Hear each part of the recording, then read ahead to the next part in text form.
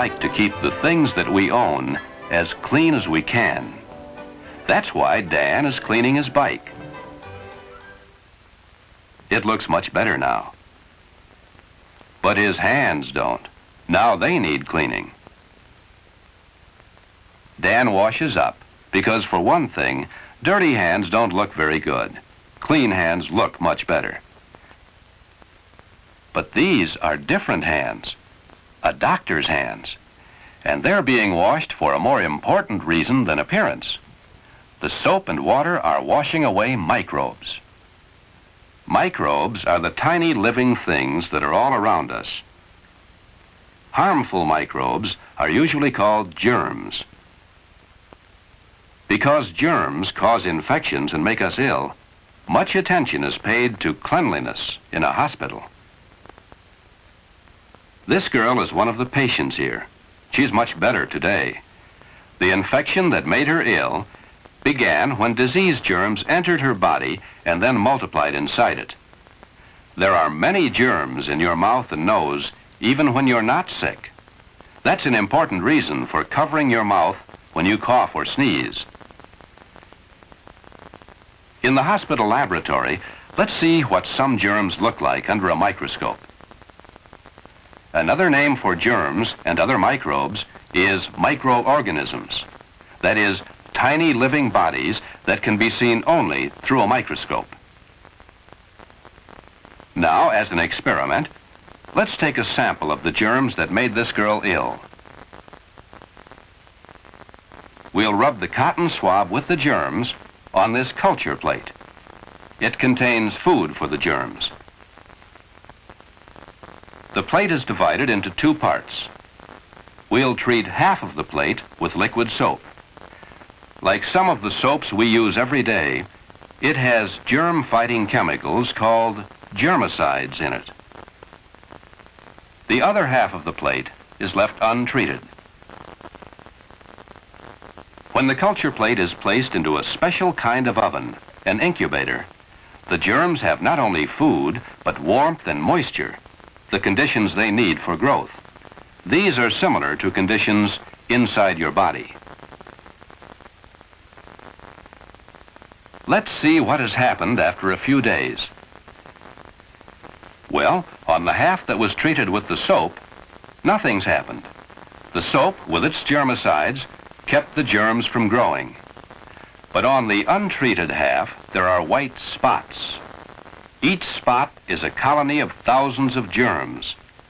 So the use of soap can prevent germs from multiplying and spreading. We've already seen how hands are kept clean in a hospital. Cleanliness of clothing is important too. Clean uniforms are always worn. Everyone who works with patients wears clean clothing. Clean uniforms for the people who work in a hospital, as well as clean linens for the patients, means a lot of laundry. So the laundry room of the hospital is quite an important place. Into the huge washing machines goes all the laundry. The soap and water will get it clean, but the high temperature of the water and the germicides in the soap will also destroy most of the germs. While washing machines get clothes and linens clean, sterilizers get medical instruments clean. Inside this sterilizer, very hot steam kills germs that even boiling water can't destroy. Instruments used in surgery must have no germs on them. So in a hospital, to prevent the spread of germs, everyone is concerned with cleanliness. Cleanliness of the people, of the clothes they wear, and the instruments they use. Most of us aren't as careful as people in a hospital. Have you ever put something like a pencil into your mouth? That's one way germs may get into your body. Taking a bite of someone else's food is another way you may get germs into your body. That's why it's a good idea to refuse offers like this. You can also get germs from another person by drinking from a glass that someone else has used and not washed. food that has been handled with unclean hands, yours or someone else's, may have germs on it. When you eat such foods, germs can get into your body. Many germs thrive on the warmth, food, and moisture found in your body. So if your skin is cut or broken, germs may enter your body and cause an infection. To help prevent an infection, you can apply an antiseptic, which, like the germ-fighting elements in some soaps, kills many of the germs. But even if your skin is not cut or broken, it's still a good health habit to care for your skin and keep it clean. Let's see why. This drawing shows us a cross-section of the skin. Here is one of the hairs which grow out of the skin. The oil gland produces oil which makes its way along the hair to the surface of the skin. And here's a sweat gland. It produces sweat, or perspiration, which is carried along the sweat duct to the surface of your skin. Your glands give off sweat all the time, but you notice it most when you're warm. Sweating helps cool your body when it gets overheated.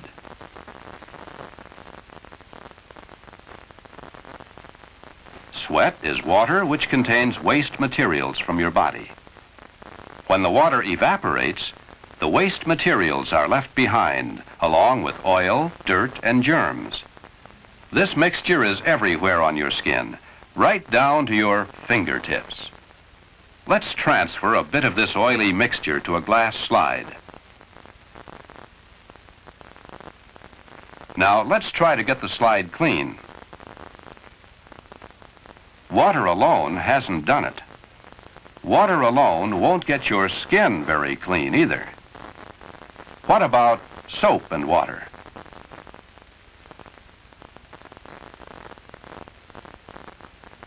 The soapy water gets around and under the oil and loosens the mixture. In a similar way, soap helps to get rid of the oil that is mixed with the dirt and germs on your skin.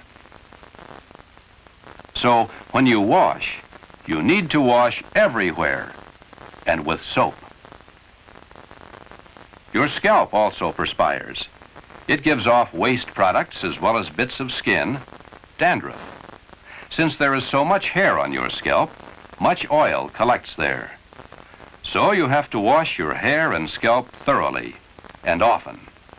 If a soap is used that contains a germicide, leaving it on for a minute or two will kill more germs. Using a germicidal soap helps eliminate germs and unpleasant odors. You especially want to wash thoroughly where you perspire heavily.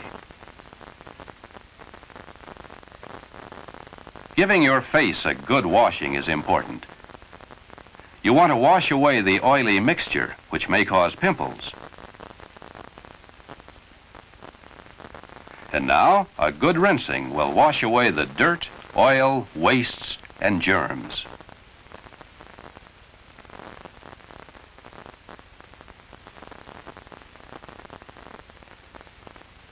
When you dry, it's especially important to dry between your toes.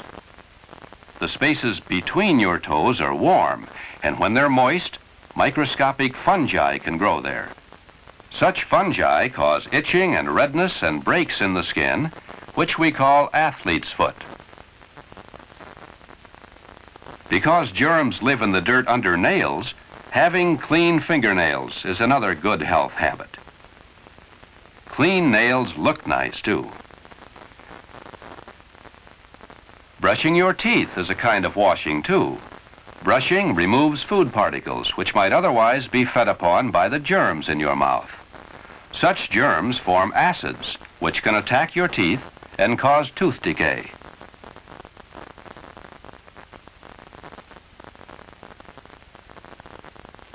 Dan's all dressed now. His body is clean, his clothes are clean, but more than that, cleanliness will mean better health for Dan.